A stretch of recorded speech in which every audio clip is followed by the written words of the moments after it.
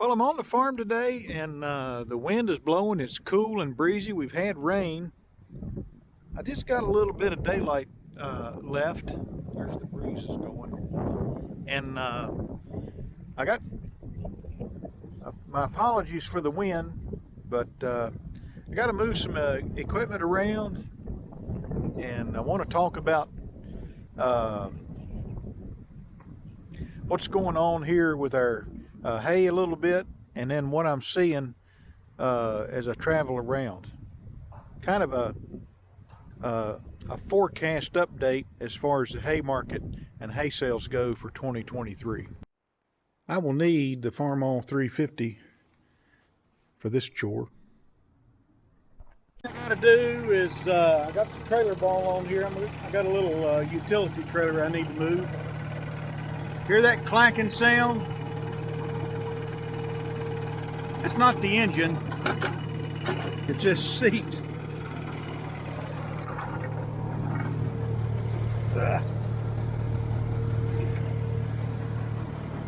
All right. Whoop. 5 seconds. That's all I got to remember.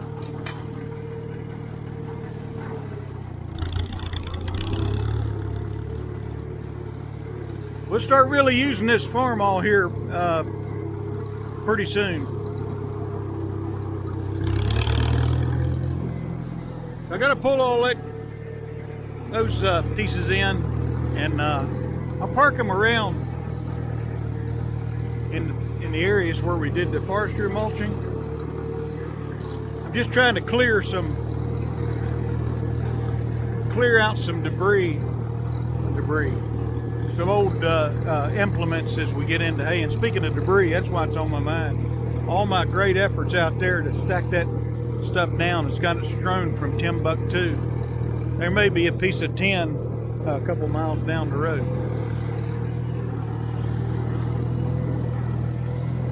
My hay fields are looking pretty good. We have a fair amount of sweet vernal grass that grows in here. I think it's a reflection of the pH in my fields. I gotta put some lime in here, but the trailer I'm after's over in there somewhere, and then I got a kicker wagon way on the other end of the field. Got an old hay elevator over there and a moldboard plow I need to move out.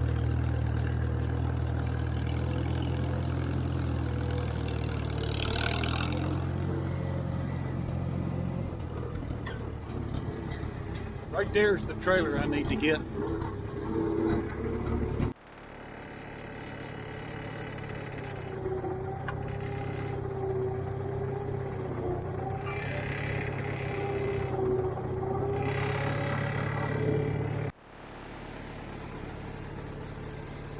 So what I do is I just get the fast hitch close, and then it's just a matter, at that point it's just a matter of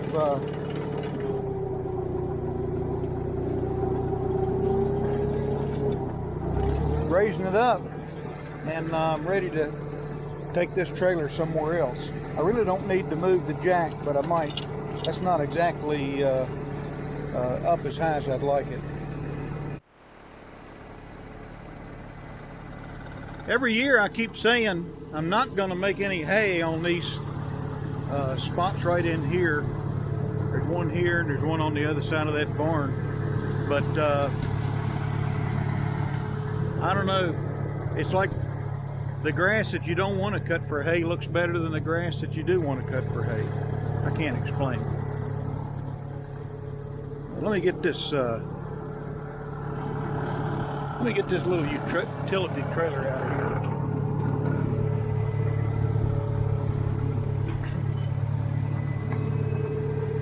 I got the TA pulled in. When I back up, a lot of times I'll put the TA, pull a TA in to slow things down. I got the brakes on with my fancy bale and twine linkage. Well, let's see what we can do here.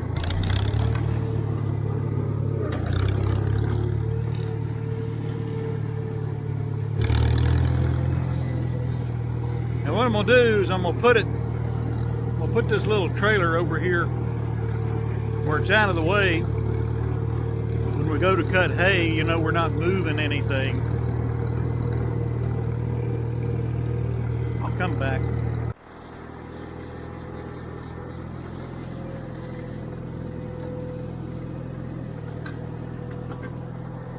Then what I do,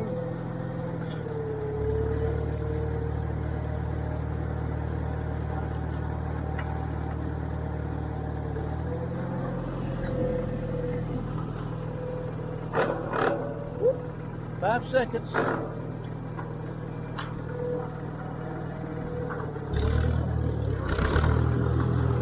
And I can move out from it.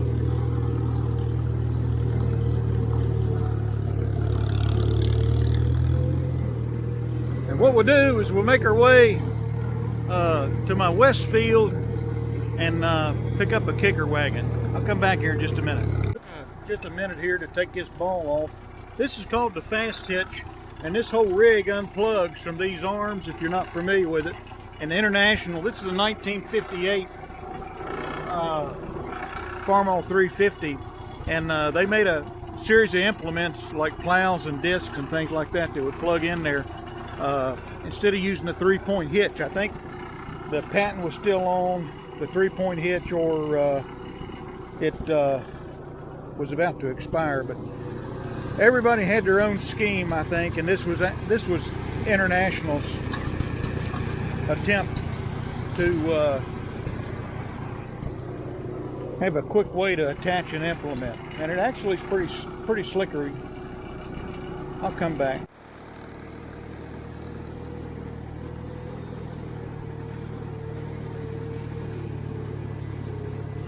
The grass is growing really good, you know, not to be fertilized, and as I alluded to in my previous videos, the plan here is to fertilize heavy on second cut. And in some ways that's where the money is, and the volume's not so, quantity of hay is not so high that I can't handle it by myself on short notice. Don't have the help up here that I used to. My kids have got jobs in college and things like that, so I have to make do. That's the wagon I want to get, and things are starting to green up. You know, when you get, wasn't too long ago when you looked up on the mountains, you could see on some of the higher elevations where the frost was still keeping the leaves from coming in. There's still a lot of growth that's got to go on yet, but this is one of our better kicker wagons. I don't know why I left it out here, but I did. But I need to get it back in. Let me get it all hooked up and I'll come back. That's where I keep this pin. This is one of the few we don't lose because of that.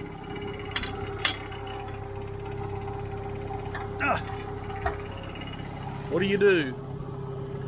Just give the tractor a shove with your right hand if you're right-handed, and hope it don't roll back too far.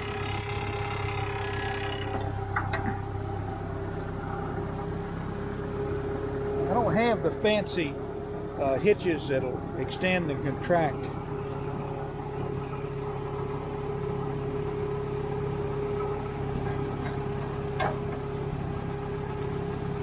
This wagon, we got to redo the clevis on it, and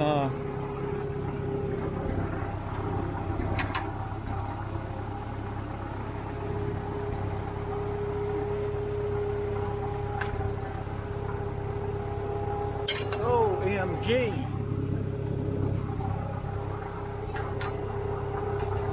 All right, there it is. We got to redo the clevis on this one. Somebody, whatever they welded up, doesn't fit over a drawbar very good. All right, let's return this thing to the barnyard.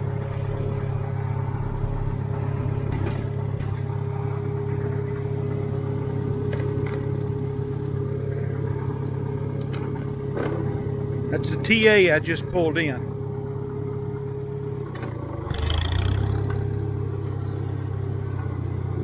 Now once I get going, then, and the TA is a 2-speed power shift, and you don't have to clutch. You can change it under load. It's handy as a pocket knife. Now, I want to talk about some of the hay forecast that I'm seeing. If you notice, you can see some tire tracks where I've come in here, and you can really see them out through there. But as I go up and down the road and travel around, I'm seeing a lot of tire tracks in fields, and clearly people are fertilizing this year when they weren't last. And so I think there's two things going on. One of them is, I think that the price of fertilizer has come down somewhat, and so the second thing is, I think the price of hay last year was so high that, you know, people's eyes start glazing over, and little lower fertilized prices, higher hay prices, and, you know, then the greed starts rolling in. You know, I'm gonna fertilize the crap out of my hay fields, and I'll make a lot of money. Well, everybody else is fertilizing the crap out of their hay fields. So my concern is that what's going to happen, there's going to be a lot of hay, and with that hay, I believe that prices are going to be suppressed somewhat. I'm not sure if that'll pan out. It remains to be seen. But you know, we didn't have any carryover, but I've seen some carryover on Facebook Marketplace, and so I think probably there's going to be a fair amount of hay. Now, we've been dry here. We've had some rain here the past few days. We've been dry. Otherwise, the creek's really low, and but our emphasis this year is on second cutting. And like, again, I'm interested in taking more frequent cuts that I can kind of manage by myself, and so second cutting kind of does that for us. Love the sound of that motor.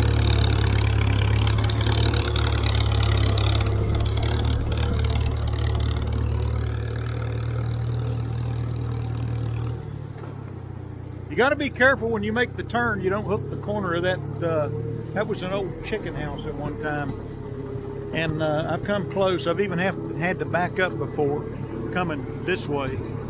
But yeah, what happens is on the hay, people they start getting greedy, and you know, the next thing you know, everybody's got more hay than they can shake a stick at, and the prices go down. The farmer are their own worst enemy, because if there's a demand, they'll find a way to fill it, and quite often they do it at their own peril. But we want smaller cuts, better quality hay. I don't feel this is great quality in here. This it's got, you know, you can kind of see a little haze of sweet vernal grass on it, and we're not putting any herbicide. My intent is to sell it for what it is, and we'll square up some of it, and we might try to rail bale some of it. But once I get this off, then we should have a pretty clean field, and I'll hit it hard with the herbicides and fertilizer, and we're going to try to get, I'm hoping we'll get about 3 cuts total, 2 second cuts, maybe a third, and maybe try to cut every 30 days, maybe every 45 days, something like that. But that's kind of what I'm seeing on the, you know, the hay market.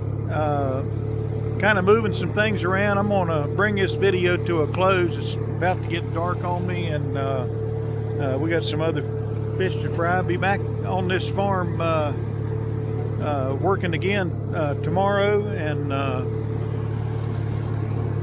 hope you enjoyed the video. The Farmall 350 1958 homemade kicker wagon. We got to get it ready. We got to get it ready for baling hay. So we're almost at the 1st of May. We're here down here. I think today might be the 22nd of April,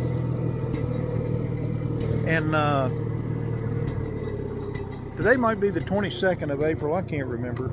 It's a Saturday.